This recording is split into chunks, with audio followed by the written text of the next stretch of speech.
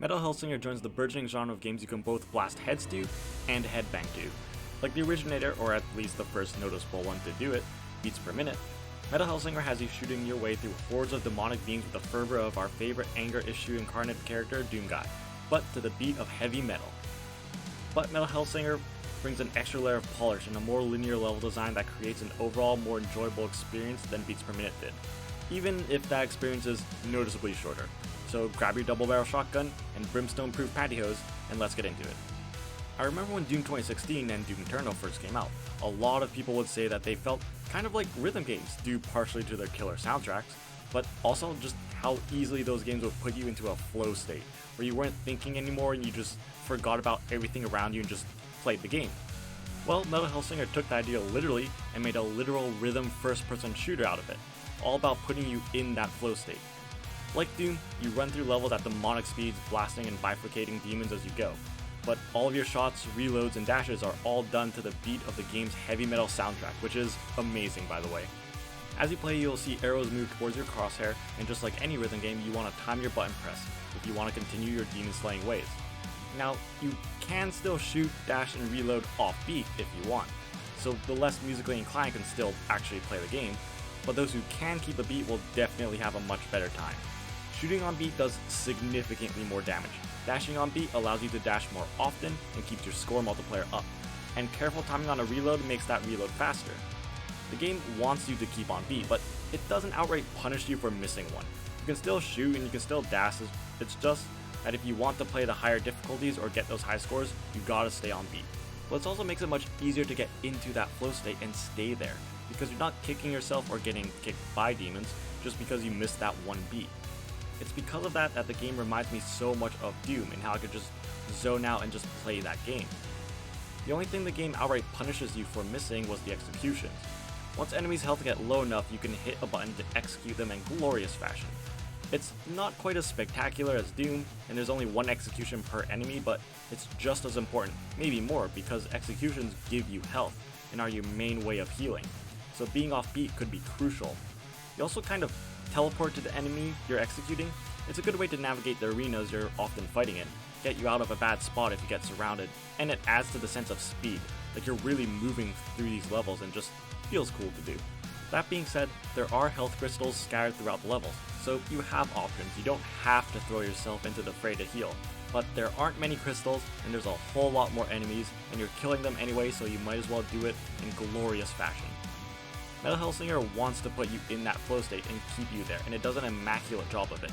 It encourages you to shoot and dodge to the beat, but doesn't overly punish you for missing it, still allowing you to shoot and dodge so that the pacing never grinds to a halt or feel frustrating. But you still want to hit that beat, to raise that score and feel that satisfaction of nailing the beat and seeing some poor demon's head explode as the lyrics kick in. And that's one of the coolest features of the game. The music is mostly instrumental, but as your multiplier increases through combos and you hit that times 16 multiplier, the song lyrics kick in, rewarding you for playing well and quickening the pace of the combat, or at least it feels like it's quickening the pace.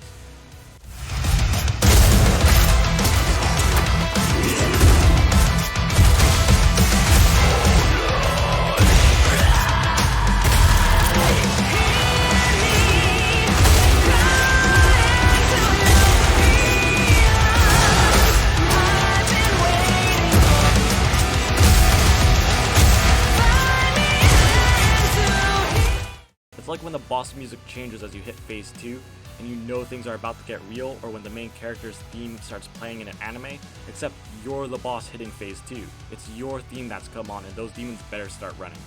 Speaking of demons, demons make up the majority of the enemies you'll be fighting, and there's quite a few of them, from giants with big swords, to bugs who spit acid, to the lowly marionette, the first enemy you fight, and is really just there to be a health balloon for you. A shooter like this is made or broken by both its level design. You want something that keeps the player on their toes, you want arenas that are big enough to support the amount of enemies and the player's speedy movements through them, but also have plenty of elevation for the player to jump up to and maneuver around the hordes of enemies, as well as the occasional pitfalls so players don't get too comfortable, and plenty of enemy variety that you can mix and match, so that the player has to choose which enemy they want to prioritize and use different strategies. Metal Hellsinger does both of these very well. There's plenty of enemies, and by the end of the game you're fighting all of them in different combinations. so you're always rethinking your strategy and bouncing between which enemy to take out first. I always wanted to take out the bugs first that spit acid, because they also slowed you down, which is a big problem in a game with enemies who like to swarm you. But taking out the bigger guys first wasn't a bad idea either, since those bugs did so little damage, and keeping a marionette around in case you needed some health was never a bad idea. But also you don't want that multiplier to go down, and marionettes are easy kills. The maps also give you plenty of room to maneuver around. Unfortunately, visually the game could use some more variety. I know it's kinda cliche to theme your levels after the 7 deadly sins if your game takes place in hell, but it's also a really good excuse to make 7 wildly different looking areas. Metal Hellsinger doesn't do that though. Each level is just some variant of a desert. Some levels are fire and brimstone desert, some are snowy deserts, and some are just deserted ruins, and that's it. If you gave me a screenshot of each level of the game, I wouldn't be able to tell the difference. Like, come on, you're in hell, do some weird shit with it. That world doesn't have to adhere to the same physics as ours. It's supposed to be a world that has existed forever and will continue to exist forever, for the sole purpose of torturing people in perpetuity. So go crazy with the visuals, why not? There was one boss arena where you were fighting on top of a giant spinning cogs, and that was cool, but that's the only one I remember. It's not that big of a deal though, as I was too busy focusing on slaying to the beat to look around much. But the bosses were harder to ignore. Each level ends with a boss, and the first one you fight was this winged head thing, which was cool, and then I fought it again in the next level. And then again, and again, and every boss fight aside from the last one is the same. Mechanically they're different. One boss creates copies of itself and you have to figure out which one to attack, another creates a shield, you have to shoot under it. Gameplay wise the bosses feel varied enough, but just enough. They still share some attacks, but just come with 1 or 2 gimmicks to switch things up. Those gimmicks were just enough to prevent the bosses from feeling exactly the same as one another, and sometimes the arena you fought in helped too, like the spinning cogs I mentioned earlier, but I could never shake that feeling of deja vu that occasionally popped up when fighting a boss. It just all felt too samey. There aren't very many weapons either. You don't have the arsenal to choose from like most other shooters. You only have like 4. 6 if you include the default weapons that you always have on you, and you get to pick 2 of the 4 to bring with you. So there's not exactly a ton of choice. I would usually just pick 1 weapon for range and 1 for damage. I do understand the low weapon count to an extent. There's already a lot you have to pay attention to in this game. You have to worry about dodging hordes of demons while moving at a blistering pace. You're observing which enemies have spawned and deciding which ones to kill first, and doing all this to the beat of a song.